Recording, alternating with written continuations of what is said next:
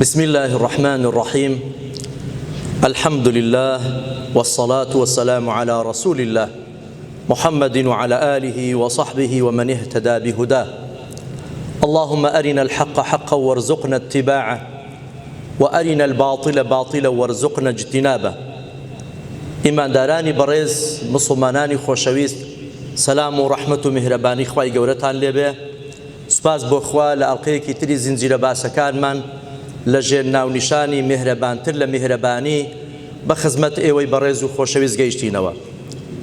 هەڵبەت لە یەک دوو ئەڵقەی ڕابردوو باسمان لەوە کرد کە پێغەمبەری خۆمان صلی الله عليه وسلم پێغەمبەری خوا پێغەمبەری ئێمە دژی زوڵمە، حەزی لە زوڵم نەبووە، بەڵکو خۆی پاراستووە لە زوڵم، ترساوە لە زوڵم، چونکە زوڵم ظلمات يوم القيامة خوي فرميتي تاريكاي روجي دوايا ما ترسي بو روجي دواي هر مروفك ولا دنيا دوا روج زرري لي أبينه چون پیغمبري خوا صلى الله عليه وسلم دور بو لظلم هاولا برزكاني شي خوالي عن رازي بي اواني كپروردي درسي پیغمبري خوا بون سلامي خوالي سر بي اوانيش وك پیغمبري خوا لظلم دور بون خوان اپاراس لظلم مستم تنانت تابعي كانش واتە سەدەی دووەمیش پێغەمبەری خوا صلی الله عليه وسلم شایەتی بۆ سێ سەدە داوە فەرمێ خەیر القڕونی قەرنی ثم الذين يلونهم ثم الذين يلونهم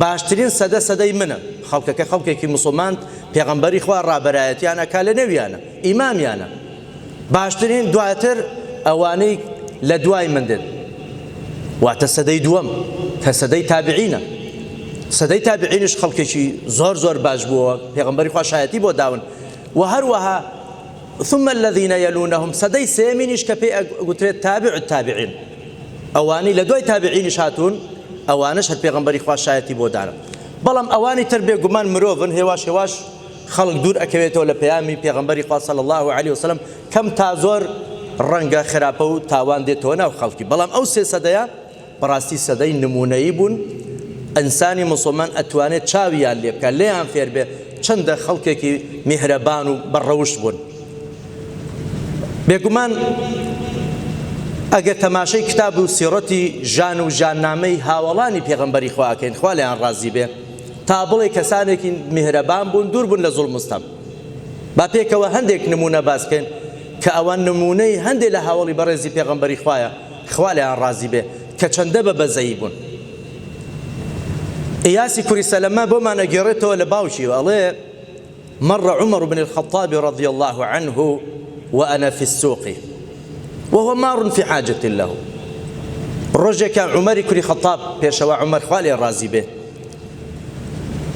بلاي منا تيبري كرت من لبازار بوبي أو بوبي إيشيك أتشو وقام شيء يشيبه عمر خوالي الرازي به طلب منش كم ناو الرقام قرتبو اینجا بۆ ئیش بێ بۆ معاملە بێ ناو ڕێگای گرتووە ئەو پیاوە ئەڵێ کە پێشەوا عومەرش بەوێ داچوو ئەو هەقامچێکی ڕاوەشاند تەنها بە جرکەکانم کەوت گوتی ڕێگای خەڵک بەردە نێو ڕێگا مەگرە دەڵێ قامچەکەی وە جرکەکانی من کردو عومەر ڕۆیشت خوای لێ ڕازی بێ بێدەنگ بوو دەڵێت ئەمن ئەو بابەتەم لەبیر کرد تا ساڵی ئایندە ساڵی داهاتوو ساڵی ئایندە ئەڵێ ڕۆژێکیان لە بازار پێشەوە عومەر گەیشتە من خوا لێ ڕازی بێ بانگی کردوتم یا سەلەمە ئەڕەدت الحەجە العامە ئەی سەلەمە ئەو ساڵ بەنیازم بچم بۆ حەج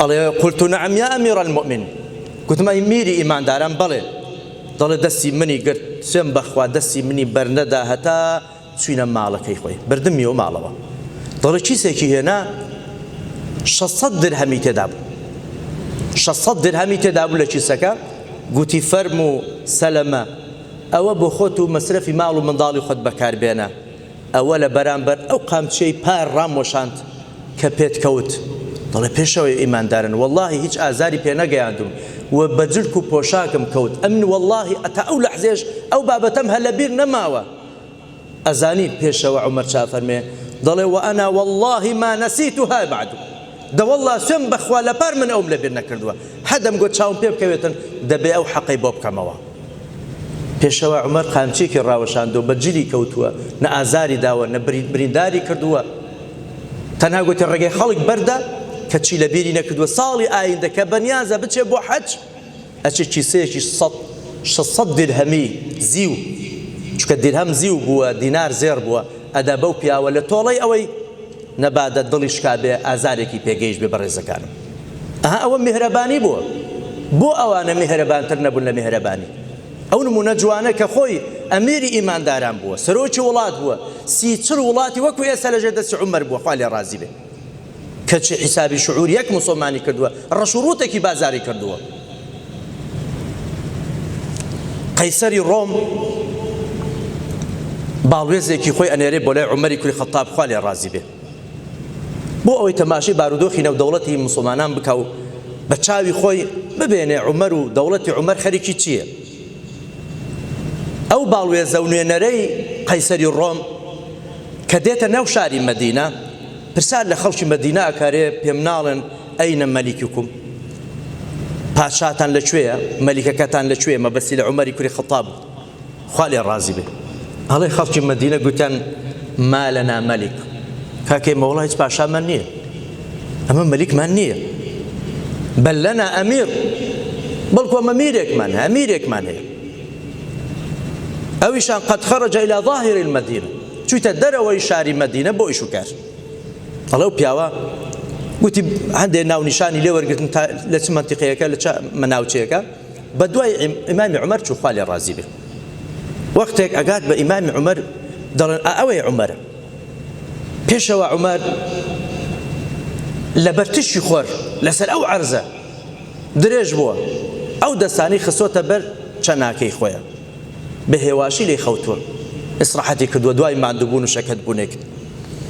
لەبەرامبەر ئەو تشکی خۆرە، گەرمایە، نە بالیفێکی پێیە، نە ڕایەخێکی ڕاخستووە، دەبینی هێواش هێواش نیوچاوانەکانی عارەقی لێ ئەتکێ. ئەڵێ سڵاو ئەکاو. پێشەوە عومەریش بە خەبەر دێتەوە، دوای کە چاک و چۆنی و گفتوگۆ ئەکەن، ڕێز و حرمەتی ئەگرێ، دەڵێ وەڵڵاهی ئەو عومەرەی کەوا مەلیکەکانی ئێمە لە وڵاتی خۆی لێی دەترسن، پاشاکانی قەیسەری ڕۆم لێی ئەترسێ لە ماڵی خۆی لە وڵاتی خۆی لێنێ، ئەو هەموو مەملەکەتە هەر چوار دەوریکەوە حیمایەت و پارێزراوی ئەکرێ، پاراستن دەپارێزرێ. کەچی ئەو پیاوەی ئەبینی چەندە بە خاچی لێنێ و خاچی خۆی لەسەر عەرزی درێژ بۆ ڕاکشاوە. بەڵام ئەزانی چ بە عومەر ئەڵێ نوێنەرەکەی قەیسەری ڕۆم، دەڵێ وەلاکینەکە یا عومەر، بەڵام تۆ ئەی عومەر خوا لێ ڕازی بێ، عەدەلتە، عەدالەتت کردووە، فەئەمینتە، دڵنیا بوو لە خۆی خراپەری کەست نییە، لە خۆت ئەمینی، فەنیمتە، بۆیە بۆ خۆت ئەوە بە ئازادی لێکەوتێ خەوێ. چ مەلیکێک هەیە لە دنیا بتوانێت ئەوها بەبێ حیمایە بەبێ پاراستن لەسەر عەرزی ڕاکشێ بەو خاچێتیە؟ ئەگەر عەدالەتی نەکردبێ، ئەگەر لە خەڵکی خۆی ئەمین نەبێ، ئەگەر خەڵک خۆشی نەبێتن. بۆیە ئەوە قسەکەی نوێنەری قەیسەرە بەڕێزەکانم. اینجا ئەڵێ وەمەلیکونا، وەڵڵاهی کەچی پادشاکەی ئێمە کە ئەو هەموو دنیایی لەدەستە، دەڵێ زوڵم ئەکا، زوڵم ستەم ئەکا، هەرچی زوڵمە لە دەستی دێ ئەوە ئەنجامی ئەدا. والله أنه لا يزال ساهرا خائفا، والله شويش خوي لنا كويلة ترسانة أو هم حماية شي دكلت.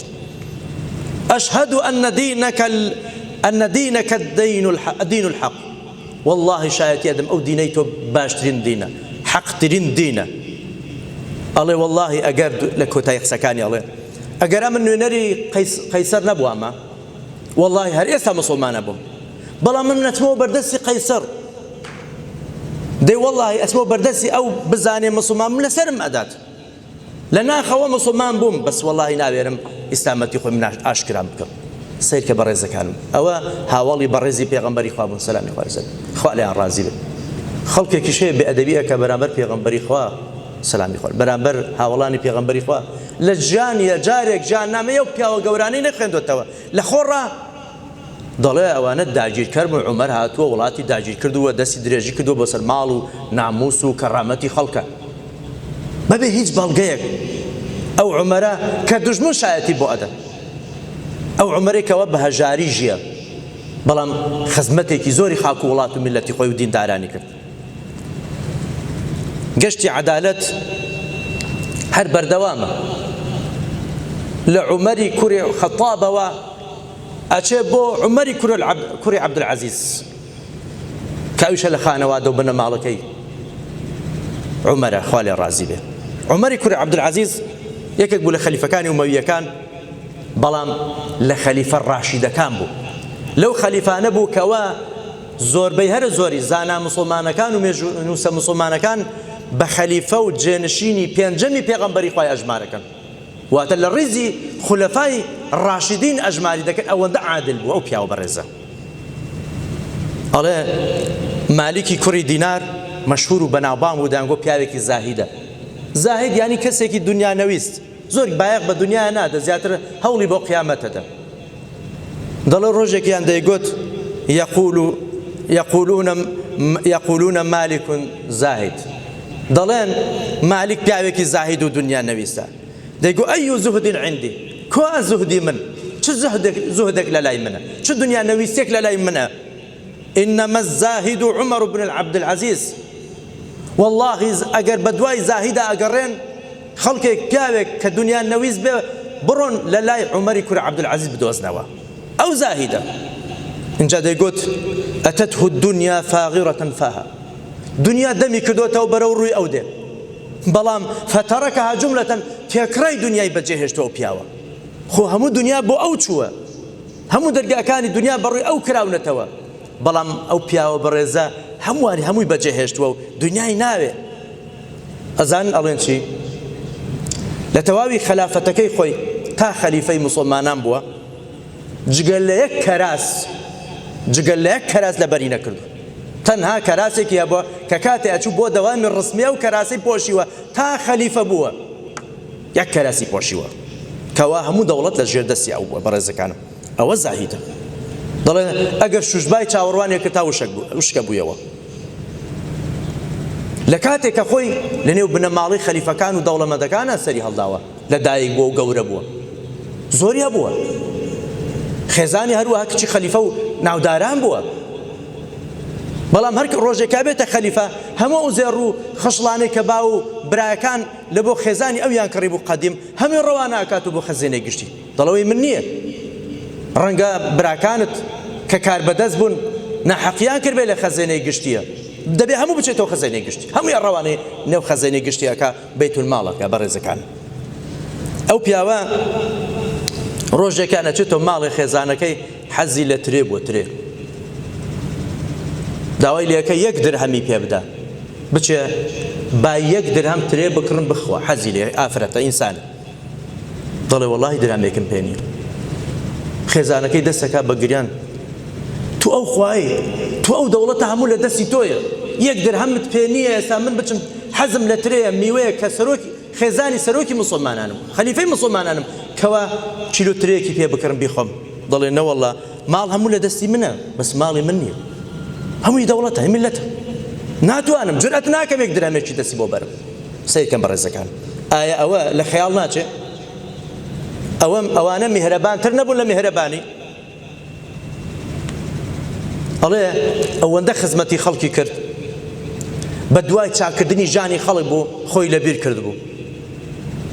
ڕۆژانە لە مەملەکەتی ئەو بانگەوازە کرا، دەیانگوت ئەینە الغارمون، چێن قەرزارەکان با قەرزارەکان بێن موچەیان بدرێتێ، قەرزەکانیان بۆ بدرێتەوە لە دەوڵەت، موچەیان ئەدرایە و قەرزەکانیان بۆ ئەدرایەوە، ئەی قەرزارەکان. ئەینە الراغبون فی الزەواج، بانگەوازێکی ترا کرا، چێ گەنجەکان بڕیاری وایە بچێ هاوسەرگیری بکە، ژن بێنێ، وەرن با پارە و موچەی بدەین و هاوکاری بکەین، با بچی بخۆی ژیان پێکەوە بنێ و خانەوادەیەک بۆ خۆی دروست بکە. هاوکاری گەنجەکانیە کرد. ڕۆژێکی تر بانگەوازیان دەکرد، دەیگوت ئەینە اليەتامە، بێ باوکو من کەسانێک کەوایەتی من لە شوێن بابێن هاوکاریان بکرێن، کەوا پشتیوانی مادیان بکرێن. ڕۆژێکی تر دەیانگوت ئەینە المەساکین، هەژاران، ئەوانەی هەژار و داما و گەدەن، بابێن یارمەتیان بدرێ. هەتا وای لێ کرد لە مەملەکەتی ئەو فەقیر و هەژار و محتاجێک نەما، کەس نەما کەوا ژن بێنێتن، مەبەسمە، یعنی هەمووی یارمەتی ئەدەن بۆی ڕێکخست بوون. یەتیمێک نەبوو کەوا موچە و معاشی خۆی نەبێتم.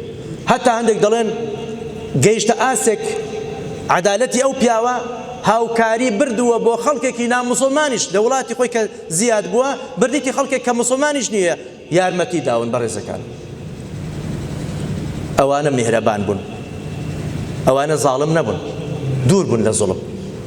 ئەبێ ئەمەش ئەوەندەی بۆمان ئەکرێ لە ڕەحم و میهرەبانی ئەوانە، لە بەزەیی ئەوانە نزیک بین، وەکو ئەوان دوور بین لە زوڵم و ستەم، بۆی خوای پەروەردگار بمان پارێزی ئینشاء الله تعالی لە دنیا دوا ڕۆژ لە هەموو خراپە و ناخۆشێک.